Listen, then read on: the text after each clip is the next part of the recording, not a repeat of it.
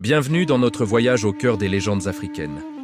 Aujourd'hui, je vous emmène près du lac Lusona, un endroit magnifique bordé par un petit village où le rythme de la vie était dicté par le clapotis de l'eau et le chant des oiseaux.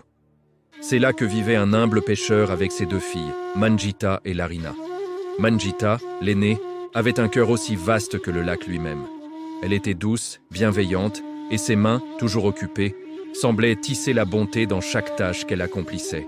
Sa petite sœur, Larina, était d'une beauté saisissante. Mais cette beauté cachait une âme aride et cruelle. Tandis que Manjita se levait aux aurores pour balayer la cour, préparer le repas et laver le linge, Larina, elle, passait ses journées dans une oisiveté méprisante. Sa principale occupation était de pourchasser les papillons, non pour admirer leur danse gracieuse, mais pour les capturer et les enfermer dans des boîtes sombres, étouffant leur liberté. Elle se délectait des moqueries qu'elle lançait aux autres enfants du village et répondait avec une insolence tranchante à quiconque osait lui adresser la parole. Manjita, de son côté, incarnait le dévouement. Chaque soir, elle attendait le retour de son père, le corps brisé par une longue journée de pêche, pour lui servir un plat chaud qui réconfortait son âme fatiguée. Larina, pendant ce temps, ne se souciait de rien ni de personne. On la trouvait invariablement assise au bord du lac Lusona, une brosse à la main, coiffant inlassablement ses longs cheveux noirs. Son reflet dans l'eau était son seul public, son unique confident. « Je suis certainement la plus belle fille de tout le village. Non, de tout le royaume, » se murmurait-elle, ses yeux brillants de vanité. « Personne n'est plus magnifique que moi. » Cette rengaine était la seule mélodie que son cœur connaissait. Mais la vie, comme le courant du lac, est imprévisible.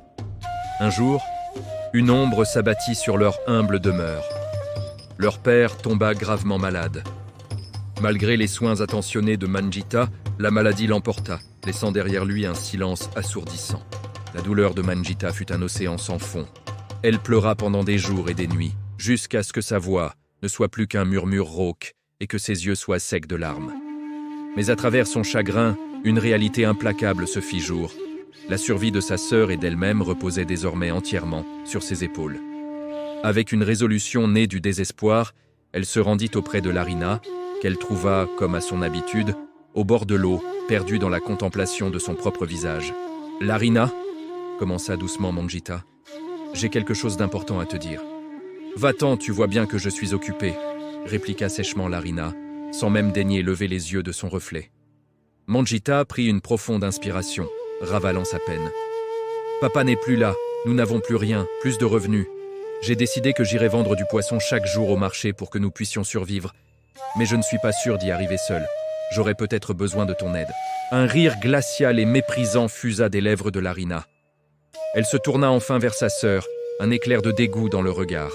« Moi ? Aider ? Tu plaisantes ? Je suis destinée à devenir une reine.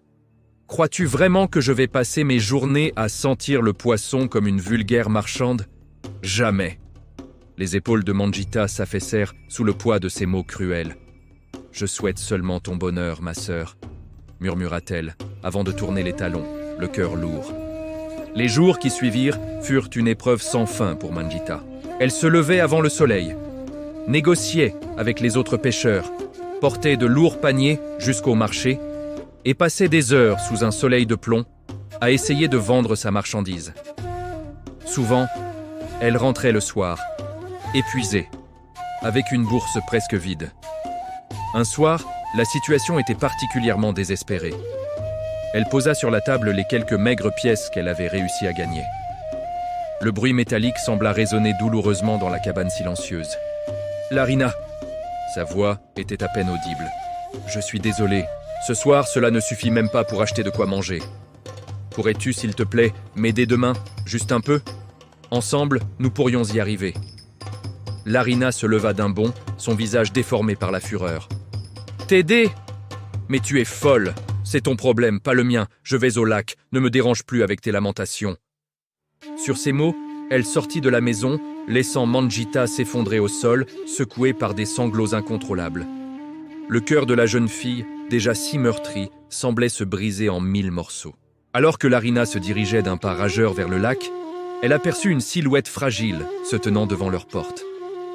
C'était une vieille femme, courbée par l'âge et la fatigue, ses vêtements couverts de la poussière d'un long voyage. « Ma fille, » dit la vieille d'une voix faible, « j'ai tellement soif et je marche depuis si longtemps. Pourrais-tu, dans ta bonté, m'offrir un peu d'eau ou un morceau de pain ?» Pour toute réponse, Larina la repoussa violemment. « Allez-vous-en, vieille sorcière, je ne suis pas votre servante, dégagez !» La vieille femme perdit l'équilibre et tomba lourdement sur le sol poussiéreux.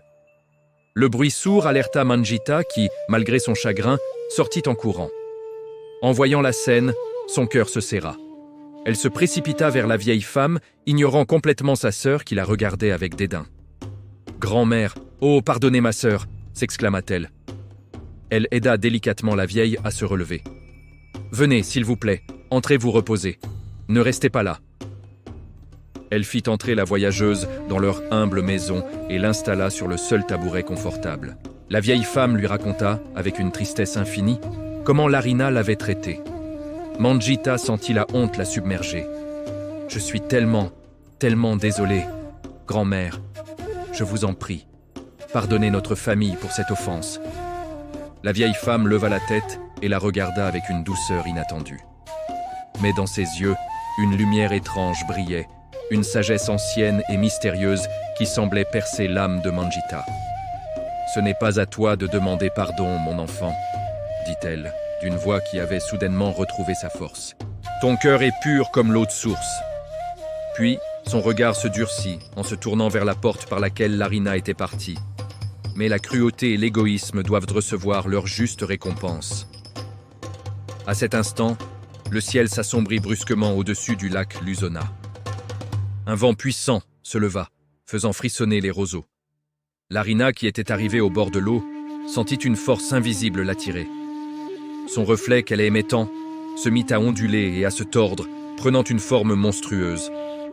Terrifiée, elle voulut fuir, mais ses pieds semblaient collés au sol. Sous ses yeux horrifiés, ses belles jambes fusionnèrent pour former une queue de poisson couverte d'écailles sombres et visqueuses. Ses bras s'allongèrent, ses doigts se palmèrent, et sa peau si lisse devint verdâtre et rugueuse. Un cri d'agonie lui échappa, mais ce ne fut pas un son humain, plutôt le coassement lugubre d'une créature des marais. Elle fut aspirée dans les profondeurs obscures du lac. Pendant ce temps, dans la cabane, la vieille femme se tenait debout, rayonnante, d'une aura magique. Elle n'était plus une mendiante épuisée, mais une Mamiwata, un puissant esprit de l'eau. Elle posa sa main sur la tête de Manjita. « Ton cœur bon et généreux sera béni, enfant. Tu ne connaîtras plus jamais la faim ni la peine. » Devant les yeux ébahis de Manjita, la cabane se transforma en une maison solide et confortable. Le garde-manger, autrefois vide, se remplit de provisions délicieuses. Et sur la table, là où se trouvaient quelques misérables pièces, brillait maintenant un coffre rempli d'or et de perles. Manjita vécut le reste de ses jours dans l'abondance et le bonheur. Elle devint la bienfaitrice de son village, partageant sa richesse et sa sagesse, n'oubliant jamais la leçon de l'humilité et du travail. Et Larina? La légende raconte que certains soirs de pleine lune, on peut encore entendre un étrange coassement monter des profondeurs du lac Lusona. C'est la voix de la créature qu'elle est devenue, condamnée pour l'éternité à vivre dans l'obscurité, loin de la lumière du soleil, avec pour seule compagnie le reflet de sa propre monstruosité. Une mise en garde éternelle contre la vanité et la cruauté. Merci d'avoir écouté cette légende avec nous. Si cette histoire vous a touché, n'hésitez pas à laisser un pouce bleu et à vous abonner pour ne manquer aucun de nos prochains contes. À très bientôt pour un nouveau voyage.